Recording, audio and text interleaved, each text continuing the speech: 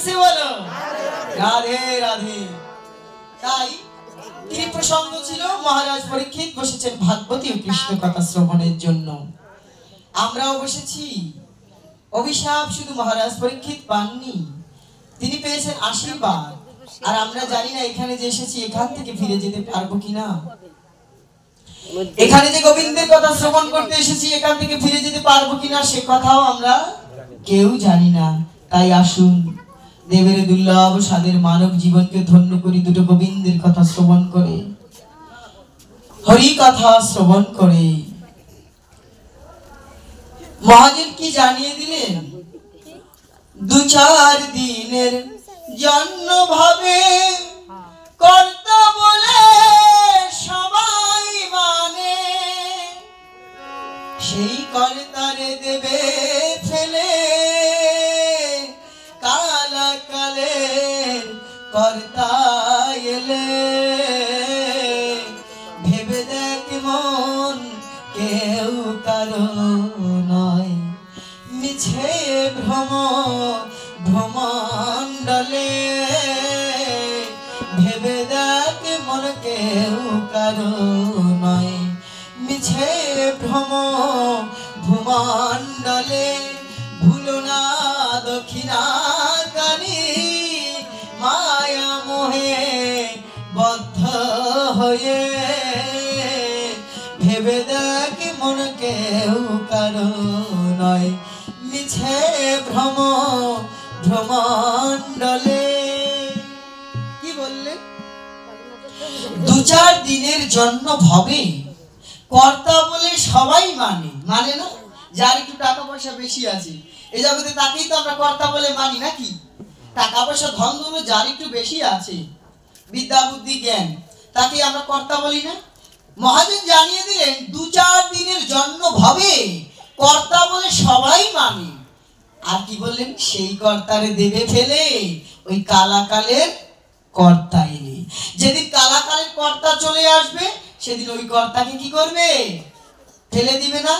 এত সুন্দর কথা, বেদান্তের এই চূড়ান্ত সিদ্ধান্তকে রামপ্রসাদজি 2টি গানের লাইনের মধ্যে সীমাবদ্ধ করলেন। আমাদের যে বেদান্ত শাস্ত্র, সেই বেদান্ত শাস্ত্রের এই চূড়ান্ত কথাটিকে, সিদ্ধান্তটিকে রামপ্রসাদজি কি করেছেন, গানের মধ্যে বলেছেন 2-4 দিনের জন্য এসেছো ভাবে কর্তা বলে সবাই ডাকে, সেই কর্তাকে একদিন ফেলে দিবে যেদিন কালাকালের কর্তা আসবে। তাই বলছে ভেবে দেখ মন কেউ কারো নয়, মিছে ভ্রম ভূমণ্ডলে। তাই তো যে কটা দিন বাকি আছে এই কটা দিন অন্তত গোবিন্দর নামে, ভগবানের নামে সৎ পথে চলে, গোবিন্দের পথে চলে গোবিন্দের কথা অমৃত শ্রবণ করে কাটিয়ে দাও। তাই আজকে কলিযুগ পবনাবতারী আমার গৌরাঙ্গ মহাপ্রভু ভাগবতীয় কথার পূর্বে আমার গৌরের কথা না বললেই কথা সম্পূর্ণ হয় না। যেই ভাগবতীয় আসর বললেন হাসিয়া কাঁদিয়া প্রেমে গড়াগড়ি, পুলক ব্যাপিল অঙ্গ, ব্রাহ্মণে চণ্ডালে করে কোলাকুলি, কবে বা ছিল রঙ্গ। আমার মহাপ্রভু যদি না আসতেন আজকের এই ভাগবতীয় আসর আমরা পেতাম না, এই হরিনাম আমরা পেতাম না যদি আমার গৌরাঙ্গ না আসিত। তাই গৌরের কথা না বললে কৃষ্ণ কথা সম্পূর্ণ হয় না। আগে নিতাই ভজ, নিতাই ভজলে গৌর পাবি, গৌর ভজলে ব্রজে যাবি, আর ব্রজে গেলেই তো রাধা কৃষ্ণ পাবি। জয় জয় রাধা কৃষ্ণ প্রেমানন্দে হরি।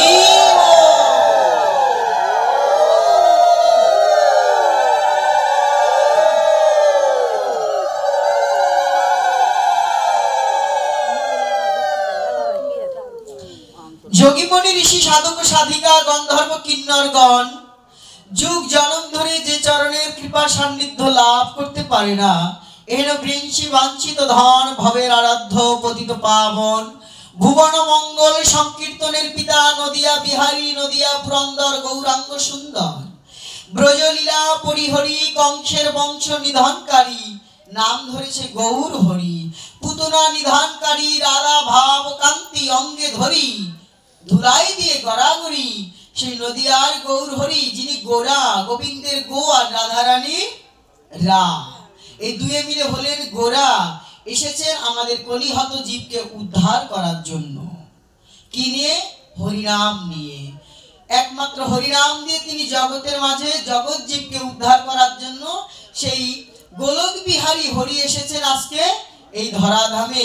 মহাপ্রভু আমার গৌরাঙ্গ সুন্দর ধুলাই গড়াগড়ি দিয়ে জীবের কাছে দাঁড়ে দাঁড়িয়ে গিয়ে বলছে, হে জীব, জীবন বেলা তো ডুবে যাচ্ছে, প্রত্যেকদিন যেমন সূর্যটাও ধীরে ধীরে পশ্চিম দিগন্তে অস্তে চলে যায়, তুমি চেয়ে দেখো পূর্ব দিগন্তে সূর্য উদিত হয়ে পশ্চিম দিগন্তে ধীরে ধীরে অস্তে চলে যাচ্ছে।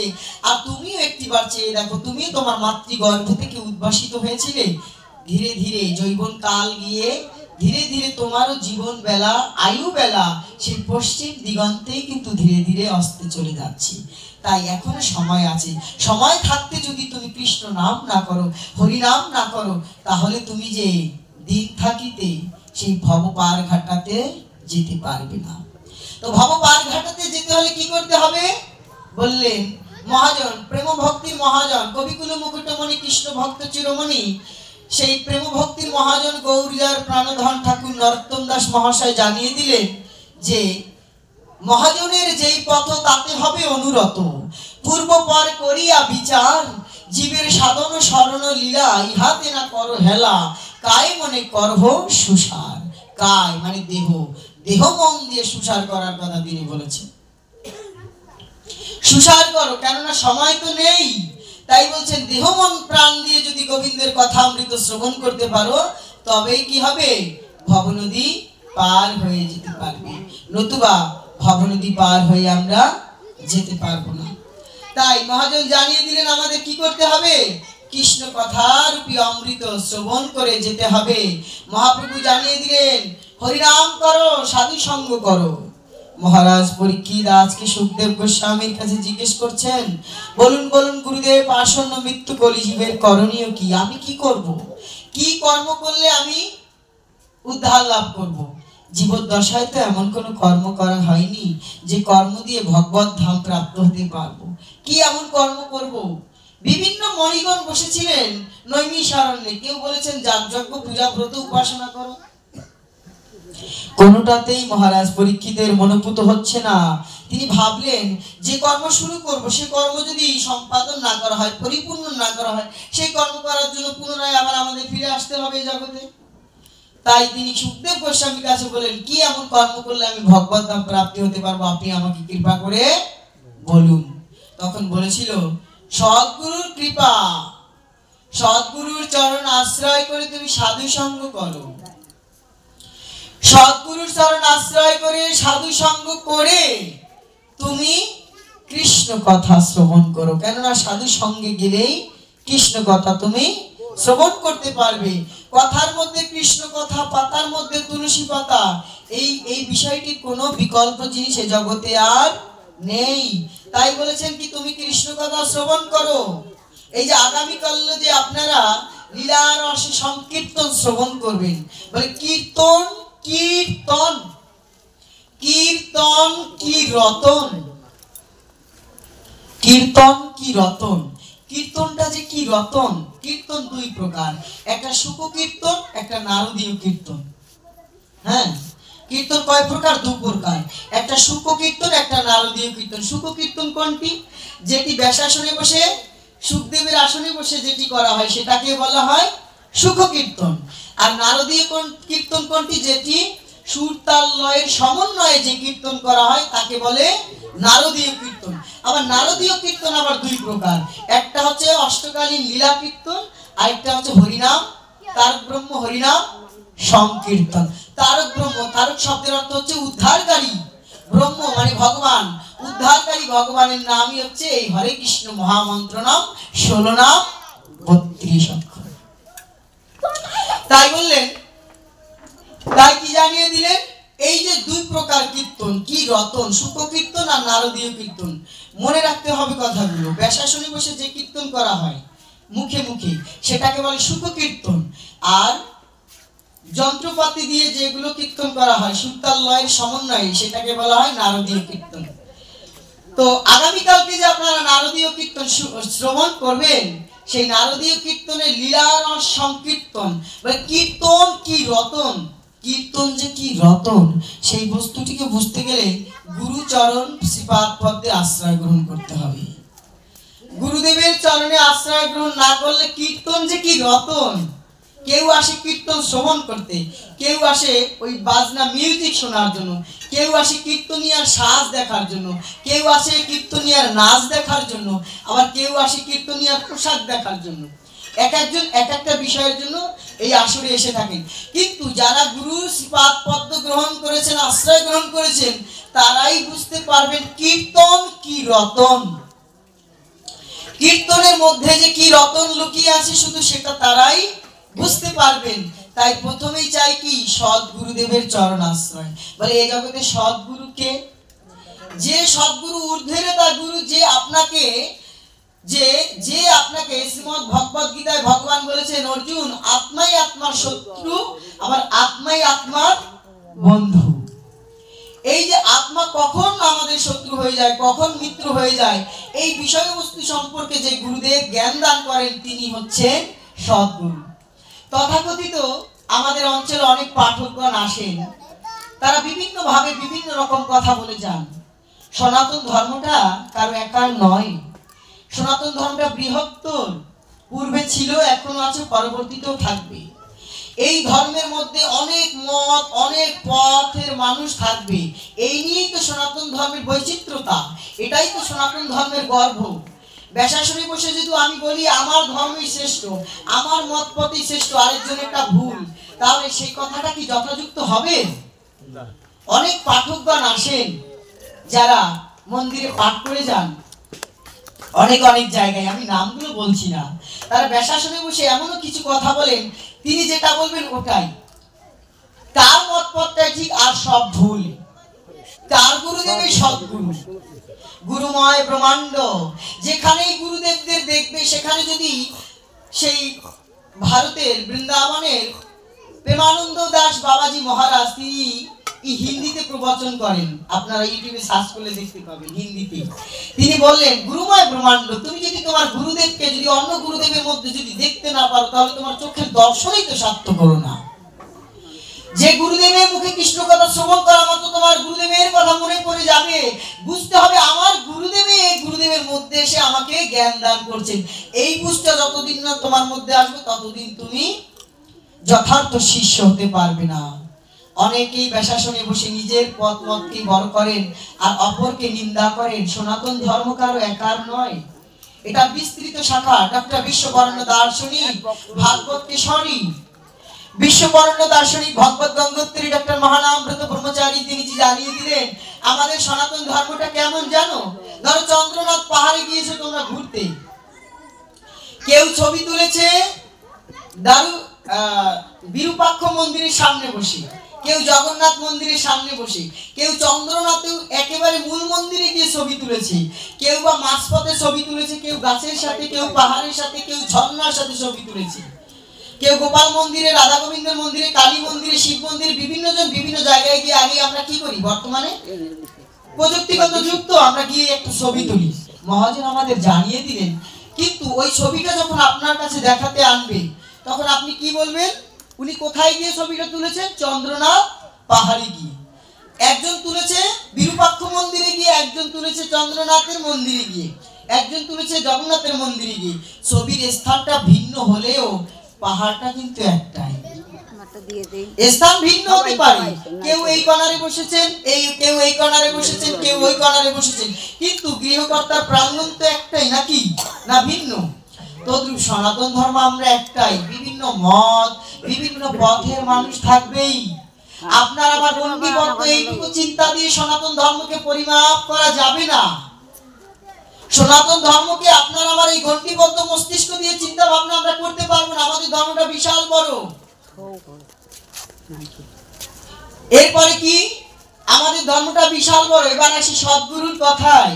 যে গুরু আপনাকে আত্মোন্নতি শিখাবে না, যে গুরু আপনাকে জানিয়ে দিবে না কিভাবে আত্মোন্নতি করতে হয়, টাকা পয়সা ধন দৌলতের উন্নতি নয়, দেহের উন্নতি নয়, রূপচর্চা নয়, বলছেন দেহের সাধন ভজন আত্ম উন্নতি, সেই গুরুদেব হচ্ছে যথার্থ গুরুদেব। সে যে মত হোক, যে পথের হতে পারে, যে আপনাকে গোবিন্দ তত্ত্ব সম্পর্কে জানাবে। গোবিন্দ তত্ত্ব কি? বলে আগে নিজেকে জানো, নো দাই সেলফ, আত্মানাং বিদ্ধি, আগে নিজেকে জানো। আগে যদি নিজেকে জানো তবে না তুমি গোবিন্দকে জানবে। তুমি নিজেকেই জানতে পারছো না। যে গুরুদেব নিজেকে জানিয়ে দেন তিনি হচ্ছেন সদ্গুরু, যে আত্মতত্ত্ব দর্শন যোগ সম্পর্কে জানান।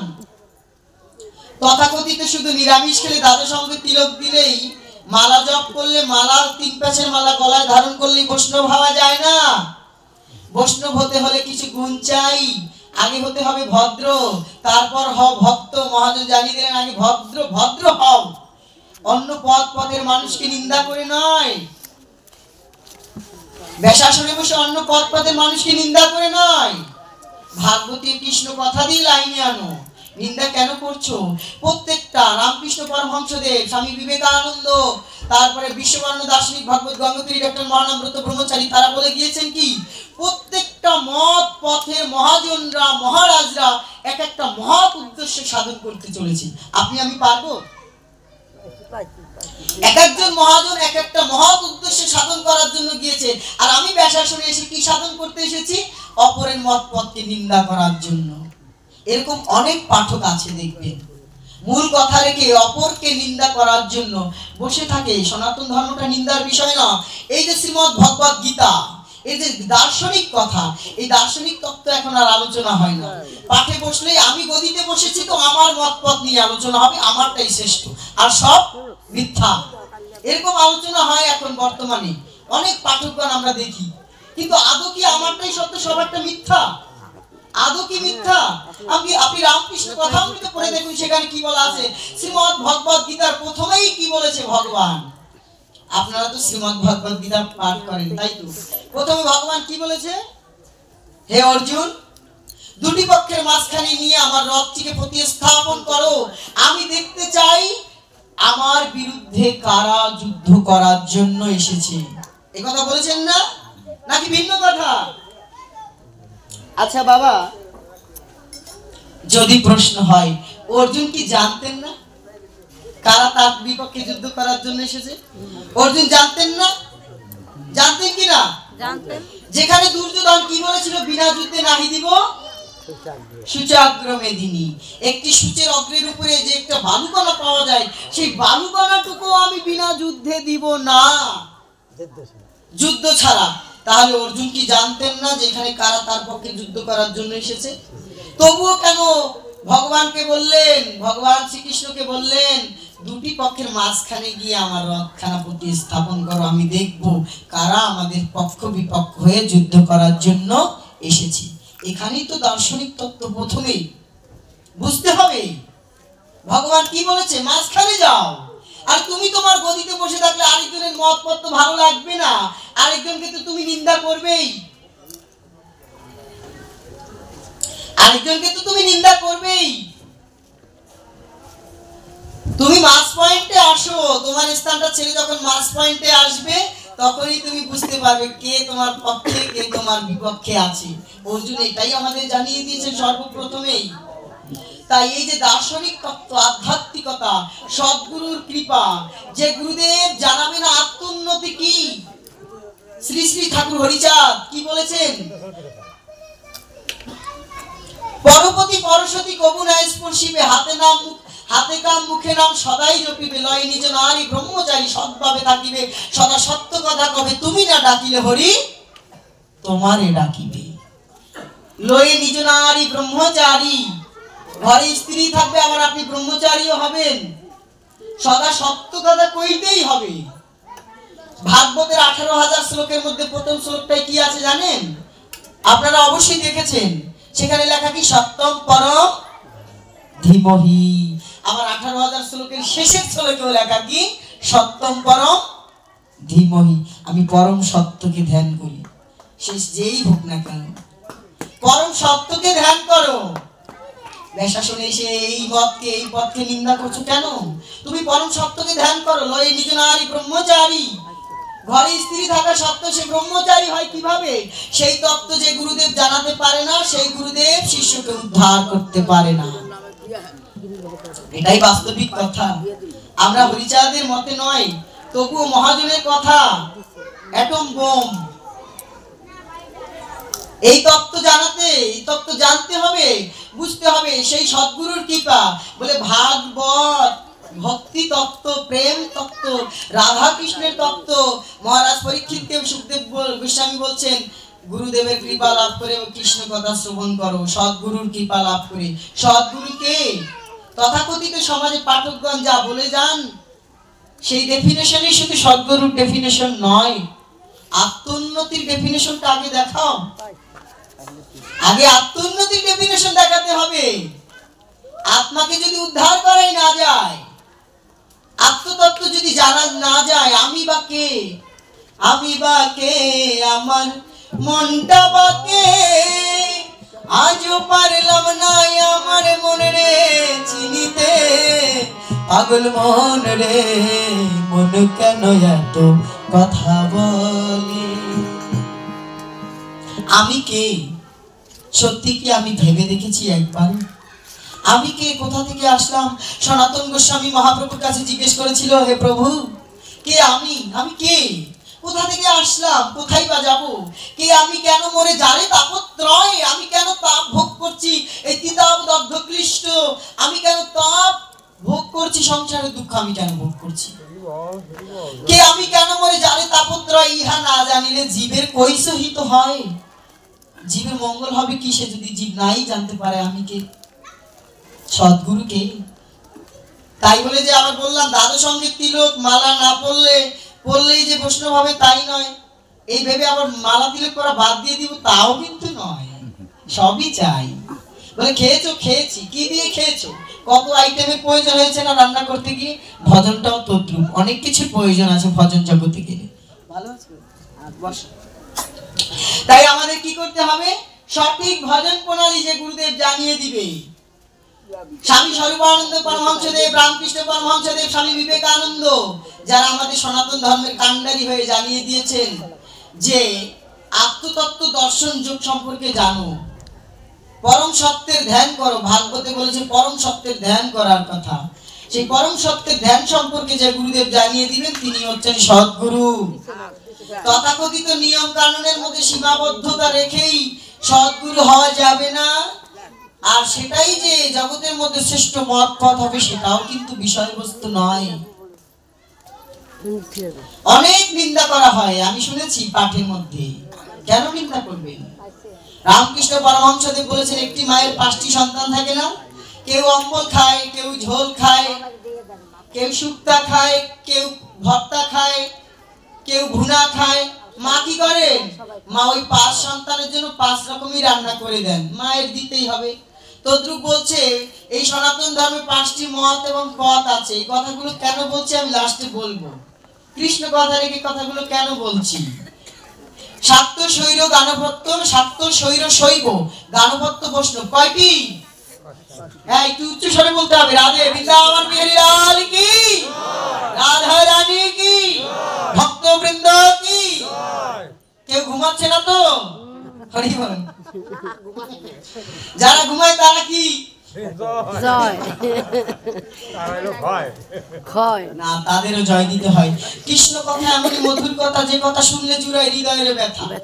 সে কথা শুনলে হৃদয়টা আর প্রজ্বলিত অগ্নি জল জল করে না, তখন শীতল হয়ে গিয়ে হৃদয় শীতল হলে এমনিতে অটোমেটিক ঘুম চলে আসবে, স্বাভাবিক। কিন্তু ঘুমানো যাবে না, এটাই তো পরীক্ষা ভগবান। তাই বললেন কি, কোন প্রসঙ্গে ছিলাম? যে শাক্ত শৈর শৈব গানভট্ট বৈষ্ণব, 5টি মত 5টি পথ আছে না? এই সনাতন ধর্মে 5টি মত 5টি পথের মানুষ থাকবে। এদেরকে নিয়েই আমরা শক্তিমান। আচ্ছা, আপনি যদি কাউকে আঘাত করতে চান, যদি কারো বিরুদ্ধে লড়তে চান, তাহলে আপনাকে কি 1 আঙ্গুল দিয়ে পারবেন? 2 আঙ্গুল দিয়ে পারবেন? 3 আঙ্গুল দিয়ে পারবেন? 4 আঙ্গুল দিয়ে পারবেন? আপনাকে যদি শক্তির বিরুদ্ধে, অপশক্তির বিরুদ্ধে রুখে দাঁড়াতে হয়, তাহলে আপনাকে এই 5টি আঙ্গুলকে কি করতে হবে? একত্রিত করতে হবে। কিন্তু তথাকথিত কিছু মানুষ আছে যারা বিচ্ছিন্ন করে দেয়, আপনার আমার মধ্যে বিভেদ সৃষ্টি করে দেয়। অমুক মত ভালো নয়, অমুক পথ ভালো নয়, এই বলে বলে সৃষ্টি করে দেয়। মহাজন জানিয়ে দিলেন তাদের মধ্যে প্রকৃত ধর্মের জ্ঞান এখনো আসেনি। এই সনাতন ধর্মকে এগিয়ে নিতে হলে, টিকিয়ে রাখতে হলে এই শাক্ত, শৈর, শৈব, গানপত্য, বৈষ্ণব পাঁচজনকে একত্রিত হয়ে অপশক্তির বিরুদ্ধে লড়তে হবে। এটাই মূল কথা, একা নয়। সবাইকে মিলেমিশে, আমরা সবাই সনাতন ধর্মের মানুষ, এটাই তো সব থেকে বড় গর্ব। দূর দেশে যখন আমরা যাই, যদি দেখি কেউ শাঁখা সিঁদুর পরিধান করে আছেন, যদি দেখি গলায় মালা পরিধান করে আছে, মনে মনে হয় যে না, আমার জন একজন আছে। তার সাথে কথা না হোক, তাও কিন্তু দেখবেন মনের মধ্যে একটা সাহস আসে যে কিনা আমার ধর্মের লোক পেয়েছি, যাক একটা বান্ধব পেলাম দূর দেশে। আমি ভেবেছিলাম আমি মনে হয় একজন, আর কেউ নাই। মনের মধ্যে যেমন সাহস আসে, তদ্রূপ ভাবে এই সকলকে একত্রিত করেই ধর্মের পথে আমাদের এগিয়ে যেতে হবে। কেউকে বিচ্ছিন্ন করে নয়, কেউকে নিন্দা করে নয়, কেউকে নিন্দা করে নয়। একজন মাছ খাবে বলেই যে তাকে নিন্দা করতে হবে? আমি একাদশী করেছি, একজন একাদশী করতে পারছে না, তাই বলে তাকে তুমি নিন্দা করতে পারবে না। সেই সেই সেই সেই অপরাধ হয়ে যাবে। একজন অপরাধ করছে না, ওই একাদশী করছে না, তাকে বুঝাতে হবে, তাদের বুঝে ভজনের পথে আনতে হবে, কিন্তু তাকে তুমি নিন্দা করতে পারবে না। সেই অধিকার তোমার নেই, ভগবান সেই অধিকার তোমাকে দেননি। নিন্দা কেন করবে? একজন এক এক মত, একজন এক এক পথে থাকতেই পারে, স্বাভাবিক। পাঁচজন পাঁচ রকম হবে। আমাদের সনাতন ধর্ম এই জন্যই তো সুন্দর, এক একজন এক এক রকম দেখতে, এক একজন এক এক রকম বেশ, এক একজনের এক এক রকম সাজ। এই নিয়ে ব্যাসাসনে বসে তো নিন্দা করার কিছু নেই। প্রকৃত তত্ত্ব কথা কয়জনকে জানানো হয় আজকাল পাঠের মধ্যে? কজন পাঠক এসে বলবে আত্মতত্ত্ব সম্পর্কে জানো? হরিচাঁদ ঠাকুর যে বাণী দিয়ে গিয়েছেন, লয়ে নিজ নারী ব্রহ্মচারী, সৎভাবে থাকো সদা, সত্য কথা কও, তুমি না ডাকিলে হরি তোমারই ডাকিবে। ঘরে নিজের নারী থাকা অবস্থায় কিভাবে ব্রহ্মচারী হওয়া যায়, সেই তত্ত্ব জানিয়ে দাও, আত্মতত্ত্ব জানাও। যে শক্তি অর্জন করলে দেশের দশের জন্য দেহকে কাজে লাগাতে পারবে, সেই তত্ত্ব না জানিয়ে শুধু বিভেদ সৃষ্টি করতেই আমরা শুরু করে দিই। তাহলে কি আমার সদ্গুরু হলো? সৎ পরম্পরা হলো কি? ধর্মটা আমাদের একার নয়, সবার ধর্ম। বিভিন্ন রকম ভাবে মানুষ বিভিন্ন ভাবে পালন করবে। মূল বস্তুটাকে জানো। এক বিদ্যুৎ দিয়ে দেখুন, ফ্যান চলছে, লাইট জ্বলছে, টিভি চলছে, ফ্রিজ, ওভেন, সাউন্ড সিস্টেম চলছে, মোবাইল চলছে, মূল বিদ্যুৎ, মূল শক্তি কিন্তু একটা। আর আমি কি করছি? কালী না কৃষ্ণ, কালা না কৃষ্ণ, হর না হরি, গৌরী না রাধারানী, হরি না হর, এই নিয়ে আমরা পড়ে আছি। কিন্তু আদৌ কি এটাই কি মূল তত্ত্ব? বলছে মূল শক্তি কিন্তু একটাই, রাধে। মূল শক্তি আমাদের একটাই, প্রচার করতে হবে মূল শক্তিকে। জানো বাবা, তুমি যে মত যে পথেরই হও না কেন, তুমি মূল শক্তিকে জানার চেষ্টা করো। তুমি যার কাছ থেকে দীক্ষা শিক্ষা নাও না কেন, তুমি আগে মূল তত্ত্বকে জানার চেষ্টা করো। মূল তত্ত্বকে না জেনে অপরকে নিন্দা করো না। কেউ কারো চাইতে কিন্তু কোনো দিক দিয়ে কম নয়, যদি জানতে পারো, বুঝতে পারো। মূল শক্তিটাকে জানার চেষ্টা করো। আর নতুবা কি হবে? হরিবল হরিবল বলবো আর খিচুড়ি খাবো, এই পর্যন্তই শেষ। মূল তত্ত্বকে যিনি জানিয়ে দেন তিনি হচ্ছেন সদ্গুরু। মানুষের মধ্যে মানুষ আছেন, যাকে জানলে, যাকে বুঝলে জগতের আর কোনো বস্তুকে জানার বাকি থাকে না। ভগবান যে আমার হৃদয়ের মাঝেই আছেন। সে দূরে কি আছেন? সে দূরে কোথাও? সে তো আমার হৃদয়ের মধ্যেই আছেন। তাকে জানার কথা, বুঝার কথা দার্শনিক তত্ত্বের মধ্যে নাই। ব্যাসাসনে বসেই শুধু অপরের মত পথকে নিন্দা করার জন্য পাগল হয়ে যাই আমরা। এই চলছে বর্তমানে। এরকম অনেক পাঠক আসে, দেখবেন নিন্দা করে করে সমাজকে বিভক্ত করে দিচ্ছে, আলাদা করে দিচ্ছে। কিন্তু সনাতন কি এটা? সবাইকে নিয়ে মিলেমিশে থাকতে হবে। জানাও তো মূল তত্ত্ব, জানাও যে মূল তত্ত্ব জানলে গোবিন্দকে পাওয়া যাবে। গোবিন্দ যে আমার হৃদয়ের মাঝেই আছে। কবিগুরু রবীন্দ্রনাথ ঠাকুর বলেছেন না, আমার হিয়ার মাঝে লুকিয়েছিলে, দেখতে আমি পাইনি, তোমায় দেখতে আমি পাইনি। বাহির পানে চোখ মেলেছি, বাহির পানে, আমার হৃদয় পানে চাইনি, আমার হিয়ার মাঝে লুকিয়েছিলে, দেখতে আমি পাইনি তোমায়, দেখতে আমি পাইনি। আমার সকল ভালোবাসায় সকল আঘাত সকল আশায়, আমার সকল ভালোবাসায় সকল আঘাত সকল আশায় তুমি ছিলে আমার কাছে, তুমি ছিলে।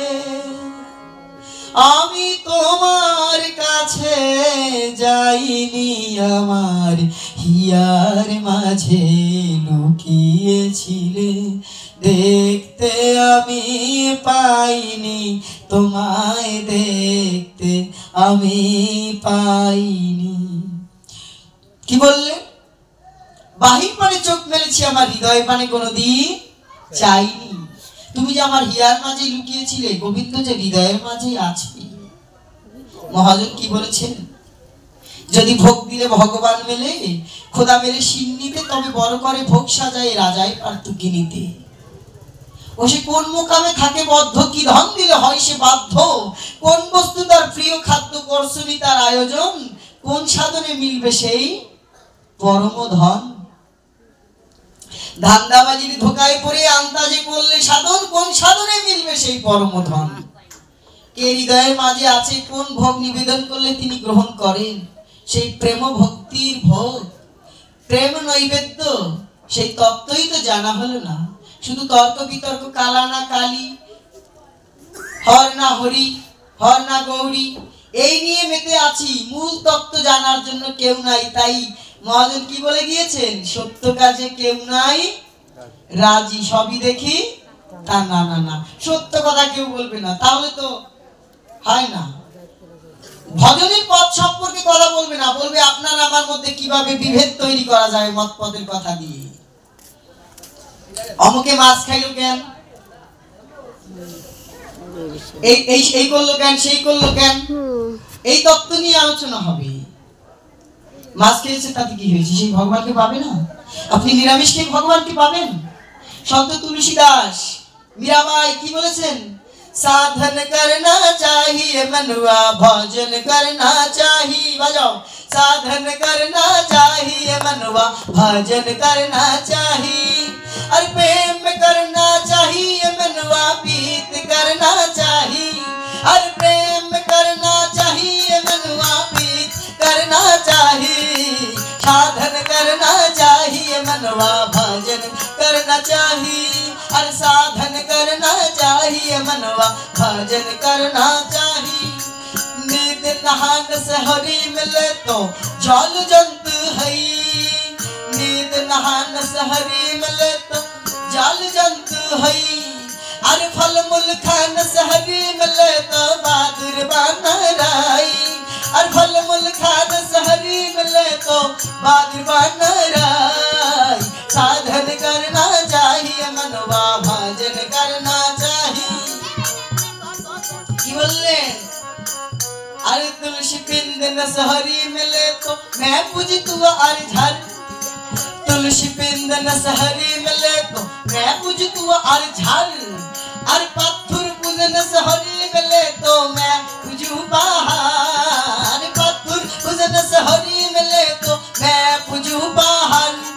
अरे साधन करना चाहिए मनवा, भजन करना चाहिए, अरे तीरन भागन से हरि मिले तो बहुत रहे अजा, तीरन भागन के हरि मिले तो बहुत रहे अजा, अरे नारीश्वर के हरि मिले तो बहुत मिले खोजा, अरे नारीश्वर के हरि मिले तो बहुत रहे खोजा। साधन करना चाहिए मनवा, भजन करना चाहिए, साधन करना चाहिए मनवा, भजन करना चाहिए। अरे दूध पियान से हरि मिले तो बहुत बत्स वाला, दूध पियान से हरि मिले तो बहुत बत्स वाला, अरे मीरा काहे बिना प्रेम से की, मीरा की बोले मीरा का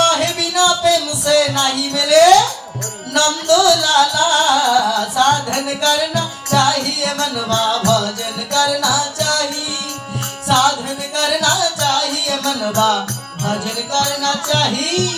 बोलिए वृंदावन बिहारी लाल की, राधा रानी की, मायरा तो जय दिच्छे ना व्यापार की।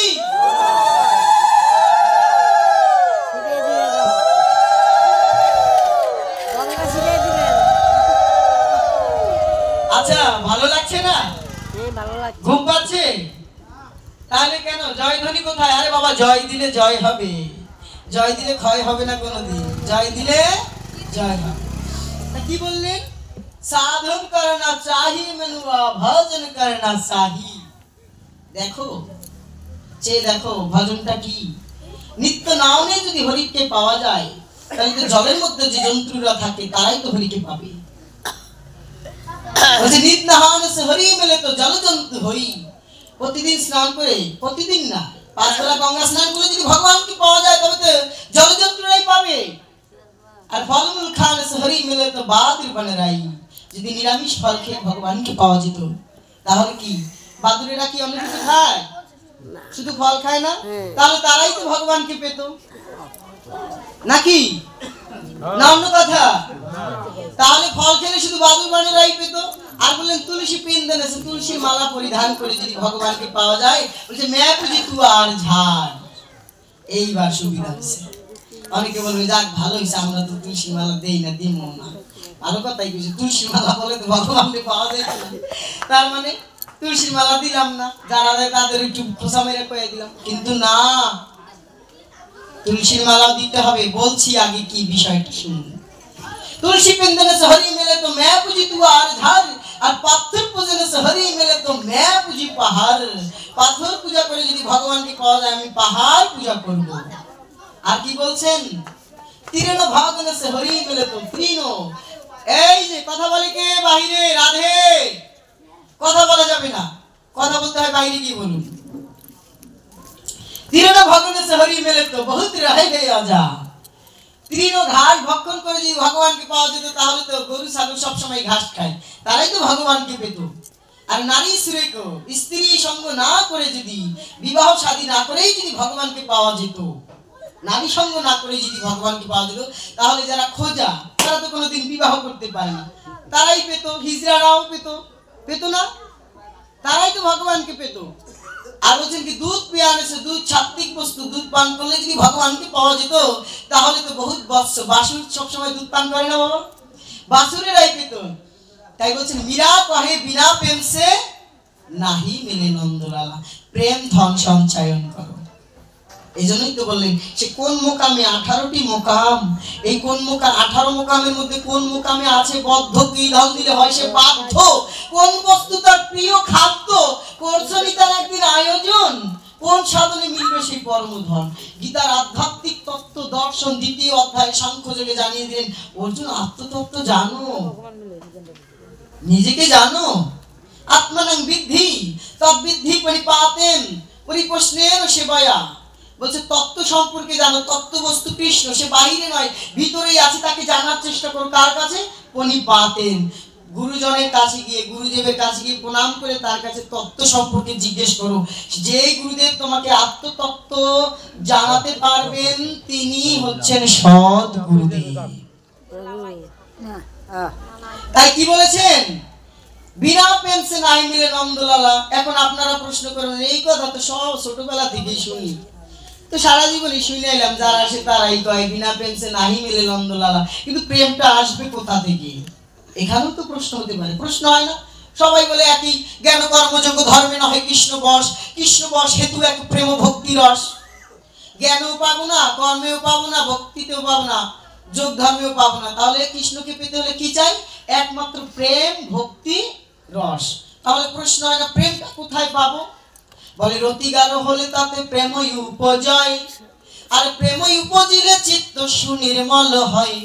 চৈতন্য চরিতামৃত কবিরাজ গোস্বামী কলম দিয়েছেন, চৈতন্য চরিতামৃত করে দেখবেন। রতিগার হলে তাতে প্রেম উপজয়, প্রেম উপজিলে এই চিত্তটা সুনির্মল হয়ে যায়। আর চিত্তরূপী দর্পণেই তো গোবিন্দকে দেখা যায়। এই জগতের আয়নায় যেমন আমাদের নিজের প্রতিবিম্ব প্রতিচ্ছবিটা দেখা যায়, সেই আয়নাটা কিনে আনতে হয় টাকা দিয়ে। আর ভগবান যে হৃদয়ের মাঝে আয়না দিয়েছেন, সেই আয়নাটা টাকা লাগে না কিনতে। সেই আয়নাটায় কাকে দেখা যায়? গোবিন্দকে দর্শন করা যায়।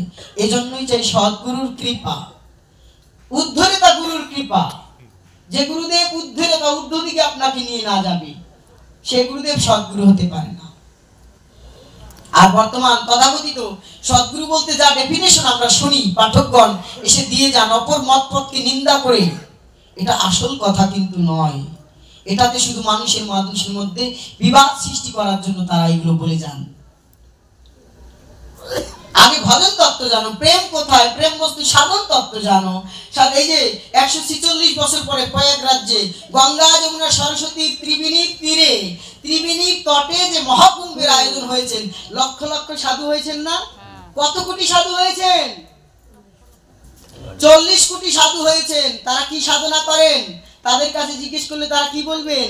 আমরা জগতের কল্যাণের জন্য সাধনা করি। তারা আত্মোন্নতি করেছে, তারা সাধন পথ আমাদের জানিয়ে দিচ্ছে। আর আমি 2 দিন নিরামিষ খেলেই, হ্যাঁ, আরেকজনে নিরামিষ খায় না, ওর কাছে কেন যাব? ওকে কেন স্পর্শ করব? ও একাদশী করে না, তুমি করো, আরেকজনকে বুঝাও সুন্দর করে। মহাপ্রভু কি বলেছেন? ত্রিনাদপি শুনিছেন তররূপি সহিষ্ণু না আমানিনা মান দেন কীর্তনীয় সদা হরি।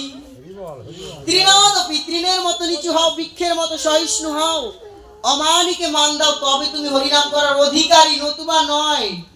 একজন একাদশী ব্রত করতে নাও পারে, নিরামিষ খেতে নাও পারে, তাই বলে তুমি তাকে নিন্দা করতে পারবে না, তাহলে তুমি হরিনাম করার অধিকারী নও। তুমি তাকে বিনয়ের সহিত বুঝাতে পারো। বৈষ্ণবেরই বিনয় হচ্ছে বৈষ্ণবের অলংকার।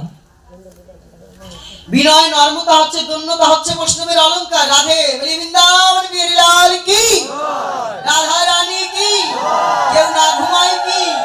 আচ্ছা, একটা গানের মধ্যে প্রবেশ করবো, বুঝেছি আসলে সাউন্ড সিস্টেম যাও সুন্দর, কিন্তু মিউজিক তো এরকম না, এই জন্য গানগুলো গাইতে গেলেও আমরা পারছি না। যাই হোক, তো যে প্রসঙ্গে ছিলাম, কৃষ্ণ কথা শ্রবণ করতে হলে সদ্গুরুর চরণাশ্রয় গ্রহণ করতে হবে। সদ্গুরুকে, যিনি আপনাকে আত্মতত্ত্ব দর্শন যোগ জানাবেন। কৃষ্ণ, ভগবান শ্রীকৃষ্ণ, দেখুন এই গীতা শাস্ত্রের মধ্যে সব আছে। অর্জুন যখন ভগবানকে বলেছিলেন, ভগবান কাদের সামনে তুমি আমাকে নিয়ে এসেছো? যাদের সঙ্গে যুদ্ধ করে আমি রাজ্য ভোগ করবো, তারা তো সবাই আমার আত্মীয় স্বজন। আমি কারোর সাথে যুদ্ধ করব না, বরং আমি ভিক্ষা করে জীবন ধারণ করব, আমি যুদ্ধ করব না।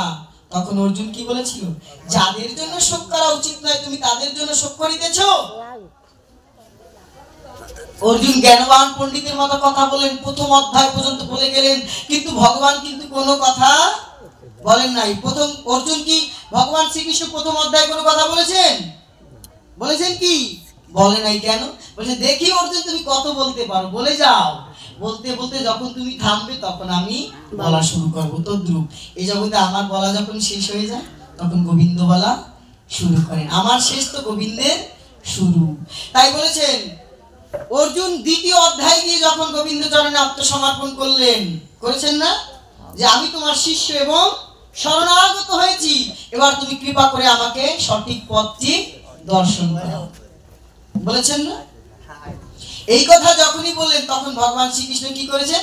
বলেন এইবার তোমাকে আমি কৃষ্ণ কথা অমৃত জ্ঞান দান করছি।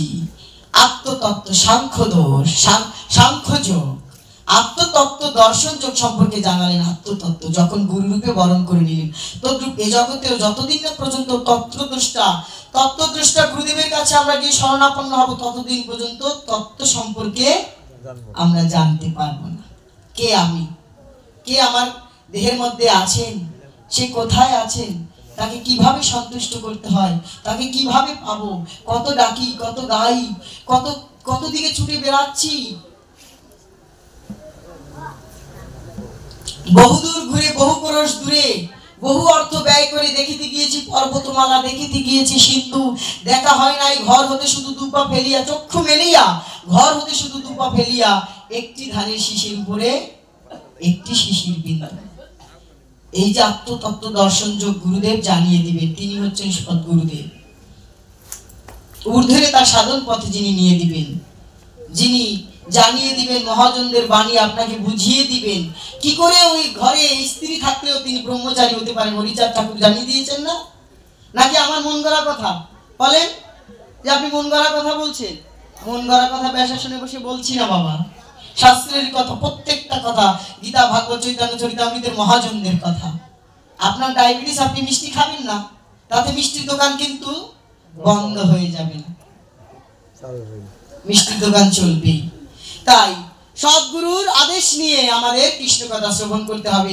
তাই সদ্গুরুর কৃপা নিয়ে যদি কৃষ্ণ নাম করতে পারি, কৃষ্ণ কথা শ্রবণ করতে পারি, আমাদের মহাপ্রভু জানিয়ে দিলেন, কি জানিয়ে দিলেন?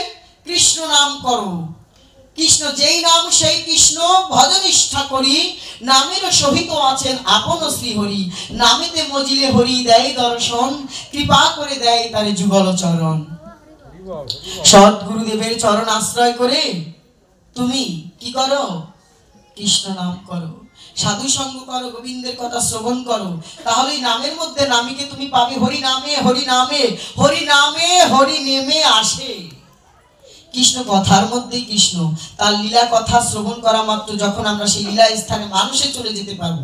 আগামীকাল যে আপনারা লীলা কথা শ্রবণ করবেন, লীলার শোনা মাত্রই যদি আমরা মানুষে সেই লীলার স্থানে চলে যেতে পারি, মনটা চলে যায়। যখন কীর্তনিয়া বৃন্দাবনের কথা বলবে, আপনার মনটা যদি সেই বৃন্দাবনে ছুটে যায়, তখনই বুঝতে হবে এই কীর্তন শ্রবণ করার সার্থকতা হয়েছে, নতুবা কিন্তু নয়। তাই আমার গৌরাঙ্গ মহাপ্রভু বললেন সাধু সঙ্গ করো, কৃষ্ণ নাম করো। মহাপ্রভু আমাদের নাম দিতে এসেছেন উদ্ধার করার জন্য। কলিহত জীব, স্বল্প আয়ু, অন্নগত প্রাণ, অন্নগত মন, অন্নগত প্রাণ, চঞ্চল মন। এই চঞ্চল মনে না হবে গোবিন্দের দর্শন। এই জন্য আমার মহাপ্রভু কি করেছেন? কলিযুগ পাবন অবতারী, যিনি গোবিন্দের গো রাধারানীরা দুয়ে মিলে গোরা, যিনি ভজনের গোরা আবার সাধনেরও গোরা। গোড়াটাই, মূল গোড়াটা। উঁচু গাছের মগডালে উঠতে গেলে যেমন আগে গোড়াটাকে আলিঙ্গন করতে হয়, রাধা গোবিন্দকে পেতে হলে আগে আমার গৌরাঙ্গকে ধরতে হবে। তাই কি বলেছেন গৌরাঙ্গ মহাপ্রভু? কি জানিয়ে দিতে এসেছেন? কৃষ্ণ নাম, হরিনাম করো, আর একটু সাধু সঙ্গ করো। সাধু সঙ্গ করো, কৃষ্ণ নাম না করলে তুমি উদ্ধার পাবে না। তাই মহাজন কি বলেছেন? ছোট্ট একটি ভজন করি, রাধে রাধে। কৃষ্ণ নামের রেলগাড়িতে চড়বি যদি আয়। মহাজন কি জানিয়ে দিলেন? সবাই একটু হাতে তালি দিব, যাদের হাত আছে শুধু তারা হাতে তালি দিবে। রাধে। কৃষ্ণ নামের রেলগাড়িতে চড়বি যদি আয়, কৃষ্ণ নামের রেলগাড়িতে চড়বি যদি আয়, ওই গাড়িতে চড়তে হলে ওরে ভক্তি টিকিট কাটতে হয় ভাই, কাটতে হয়। কৃষ্ণ নামের রেলগাড়িতে চড়বি যদি আয়। মহাপ্রভু জানাচ্ছেন যদি কৃষ্ণ নামের রেলগাড়িতে তোকে চড়তে হয়, আগে ভক্তির টিকিটটা কাটো। প্রথমে বলেছিলাম না, জ্ঞান কর্মযোগ ধর্মে নহে কৃষ্ণ বশ। হ্যাঁ চলবে। জ্ঞান কর্মযোগ ধর্মে নহে কৃষ্ণ বশ, আর কৃষ্ণ বশ হেতু এক প্রেম ভক্তি রস। তাই বলেছে কি প্রেম ভক্তি, ভক্তির টিকিট চাই নাকি? মহাপ্রভু বলছেন নতুবা তুমি সেই রেলগাড়িতে চড়তে পারবেন না। সেখানে ফাঁকি ঝুঁকি চলে না রে, সেখানে ফাঁকি ঝুঁকি চলে না রে, ধরা পড়বি নদিয়ায়। কৃষ্ণ নামের রেলগাড়িতে চড়বি যদি আয়, কৃষ্ণ নামের। আচ্ছা, এই রেলগাড়িটা চালায় কে? মহাজন জানিয়ে দিচ্ছেন কি? চালায় গাড়ি রামানন্দ। চালায় গাড়ি রামানন্দ, আরে টিকিট মাস্টার নিত্যানন্দ। আরে চালায় গাড়ি কে? সবাই একটু গাই। আরে চালায় গাড়ি রামানন্দ, আরে টিকিট মাস্টার নিত্যানন্দ। ও গাড়ির আসল মালিক শ্রী গৌরাঙ্গ,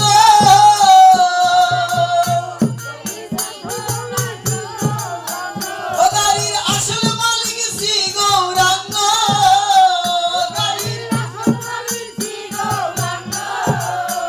ওই ওই দেখে বসে আছে বারঘাটায়, ওই ওই দেখে বসে আছে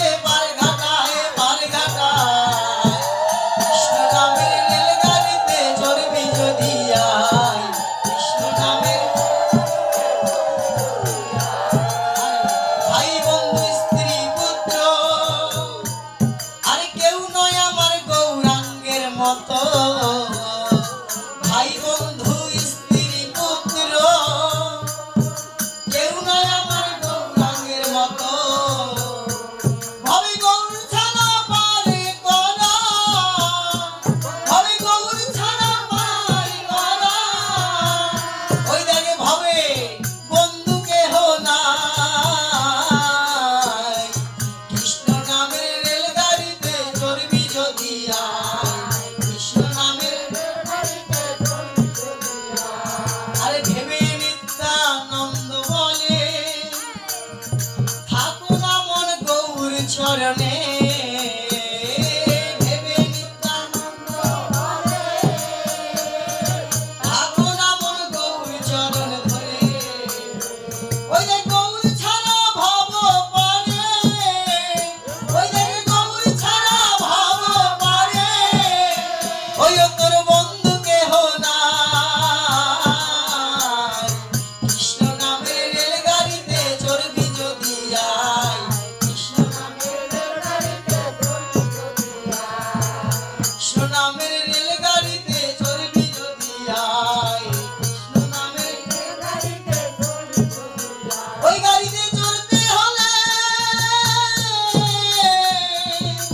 ওই গাড়িতে চড়তে হলে ভক্তি টিকিট কাটতে হয় রে কাটতে হয় কৃষ্ণ নামের রেলগাড়িতে চড়বি যদি আয় গৌরাঙ্গ মহাপ্রভু কি রাধা রানী কি ভক্তবৃন্দ কি মায়েদের কণ্ঠ শোনা যায় না কি হরি বল প্রসাদ আছে মাগো গলায় স্বল্প মহাজন জানিয়ে দিলেন কৃষ্ণ নামের রেলগাড়িতে চড়বি যদি আয় ওই গাড়িতে চড়তে হলে তোকে ভক্তি টিকিট কাটতে হবে আর বললেন কি চালায় গাড়ি রামানন্দ টিকিট মাস্টার নিত্যানন্দ গাড়ি চালায় কে রামানন্দ রায় আর টিকিট মাস্টারকে নিত্যানন্দ এই যে গুরুদেব এই কৃষ্ণ নামের গাড়িতে উঠতে গেলে কার কাছে যেতে হবে গুরুদেবের কাছে টিকিটটা কিনে আনতে হবে তাই মহাজন বলছেন গাড়ির আসল মালিক কিন্তু শ্রী গৌরাঙ্গ বলে গাড়ির আসল মালিক শ্রী গৌরাঙ্গ বসে আছে কোথায় পারঘাটায় পারঘাটাতে বসে আছে আমাদের জন্য আমরা জানি সমস্ত শাস্ত্র বলছে ভক্ত ভগবানকে ডাকি কিন্তু ভাগবত বলছে ভগবান ভক্তকে ডাকি ভগবান ভক্তকে ডাকে বিধায় ভক্ত কি করে ছুটে যায় ভগবানের কাছে আর রইতে পারে না রইতে পারে কি এই কৃষ্ণ নাম শ্রবণ করলে ভক্ত ঘরে রইতে পারে না সে কেমন ভক্ত এই জগতে যারা ভগবানকে ভালোবেসেছেন যারা জীবন জৈবন দেহ মন প্রাণ দিয়ে ভগবানের চরণে সমর্পিত হয়েছেন শুধু ভগবানকেই ভালোবেসেছেন দেবের দুর্লভ জগতে এসে জেনেছেন যে একমাত্র ভক্তি তত্ত্বই সারবস্তু এই জগতে আর কোনো বস্তু সার নয় একমাত্র প্রেম ভক্তি বস্তুই হচ্ছে সার আর সবই অসার তারাই ভগবানকে পেয়েছেন কে পেয়েছেন দেখুন শ্রীমদ্ ভগবত গীতা কি বলছে ভগবান